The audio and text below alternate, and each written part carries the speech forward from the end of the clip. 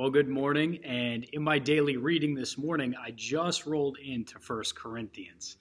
And it's always interesting to see Paul's letters to the churches. And right in chapter 1, we see that he really focuses on unity between the believers. Paul wants them to be of the same mind and to not have any divisions among them. And now he's been notified and informed by some of the people that there were quarrels going on among them, among these people. And they were arguing about who baptized each one of them. And they were saying things like, I am of Paul, or I of Apollos, or I of Cephas, and I of Christ.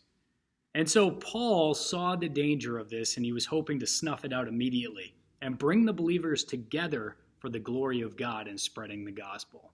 Now, Paul jumps all over this, and he's quick to tell the church that it's not the man who baptizes, but it's the power of Jesus Christ that saves. And Paul explains it in verse 17. He says, "For Christ did not send me to baptize, but to preach the gospel, not in cleverness of speech, so that the cross of Christ would not be made void. For the word of the cross is foolishness to those who are perishing, but to us who are being saved, it's the power of God." And then in verse 21, Paul says, "For since in the wisdom of God, the world through its wisdom did not come to know God, God was pleased through the foolishness of the message preached to save those who believe." And so this is where you and I come in. We don't have to be the best scholars and wisest professors or even the best speakers to teach the gospel.